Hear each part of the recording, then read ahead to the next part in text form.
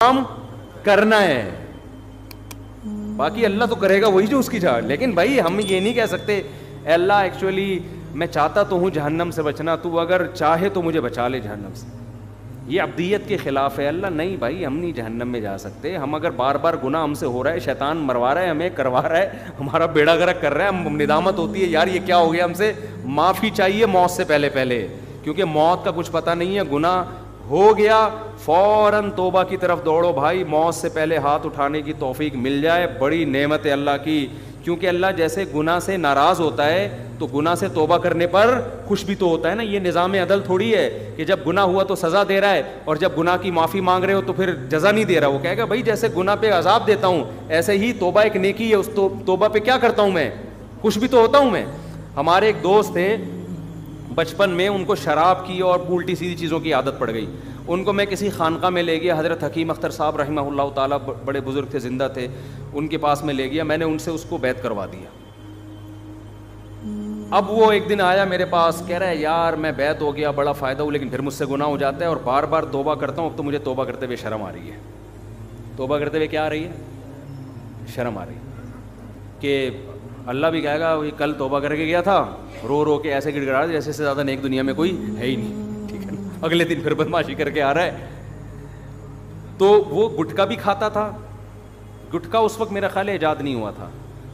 Cigarette, پان, نسوار, چرس, جو نشہ نہیں کر رہا تھا نا وہ نشہ تھا جس کے اس کے پاس پیسے نہیں ہوتے تھے, باقی ساری چیزیں کر رہا تھا وہ.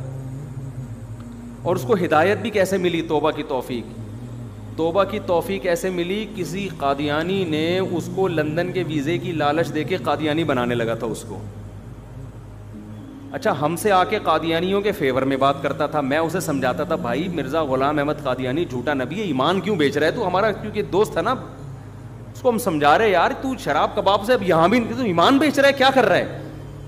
اتنی بحث ہوتی نہیں, بات سمجھ میں آتی. ایک دن آیا میرے پاس, میں جمعرات کو نا میری چھٹی ہوتی تھی مدرسے کی, میں گھر آتا تھا تو وہ ملنے کے لیے آ گیا. مجھے کہتا ہے آپ سے ضروری بات ہے.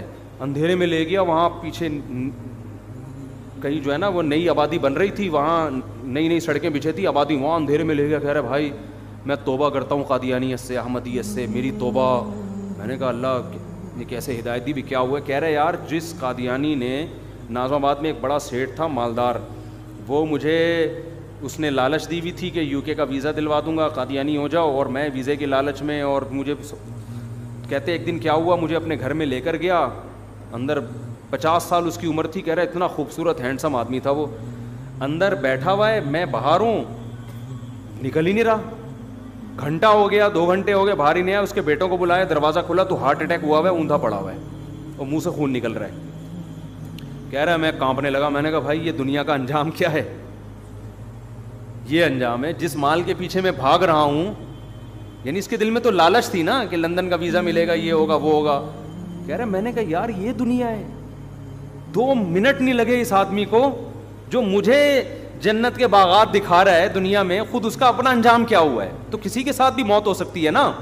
کہہ رہا 50 سال کا ینگ آدمی, ایسے ہی موتیں ہوتی ہیں, آپ دیکھ لو, کھڑے کھڑے لوگ گر جاتے ہیں. کہہ رہے میں نے کہا یار میں اپنا ایمان بیچ رہا ہوں یار ان پیسوں کے پیچھے, کل میرا بھی یہی انجام ہوگا. تو اس کے الفاظ میں بتا رہا ہوں. قادیانی اعتراض کریں گے کہ یار یہ کیسی باتیں کر رہا ہے, میں اس کے الفاظ بتا رہا ہوں جو میں نے خود سنے ہیں. قادیانی اس کو مانے نہ مانے یہ ان کا مذہب ہے. وہ کہتا ہے میں جب دفنانے کے لیے, کیونکہ دوستی تھی نا, جب ان کو دفنانے کے لیے گیا ہوں, کہہ رہے مجھے قبرستان کے نیچے اللہ کی قسم ایسا لگ رہا تھا جیسے آگ جل رہی ہے, پوری سب آگ میں, اور اس کو آگ میں پھینک رہے ہیں یہ لوگ, مجھے ایسا محسوس ہو رہا تھا. تو یہ بتاتے ہوئے بھی بڑا جذباتی ہو رہا تھا.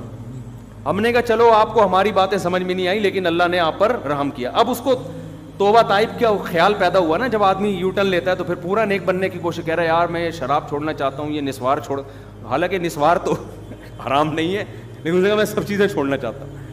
تو میں اس کو لے گیا حضرت حکیم اختر صاحب رحمہ اللہ تعالیٰ کے پاس, کیونکہ یہ شاعرانہ مزاج تھا اس کا, تو حضرت کی بھی شعر و شاعری بہت ہوتی تھی.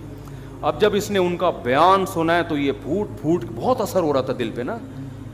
تو کہہ رہے یہ تو سارا میرے بارے میں بیان ہو رہا ہے. تو کیونکہ بدنظری کا اس کو ایسا چیمپئن تھا نا, یہ کبھی کوئی انٹی کہیں سے گزرے اور یہ نہ دیکھے, یہ ایسا ہوتا نہیں تھا. کہ خود بتاتا یار یہ عورت میری ایسی مجھ سے بہت کلوز تھا. کہہ رہا عورت میری کمزوری ہے بھائی, کہیں سے انٹی گزر رہی ہوں گھر تک پہنچا کے آتا تھا اس کو. اب ان کا پورا بیان بد نظری کے خلاف, یہ وہاں چیخ رہا ہے نا, لوگ بھی اس کو دیکھ رہے ہیں.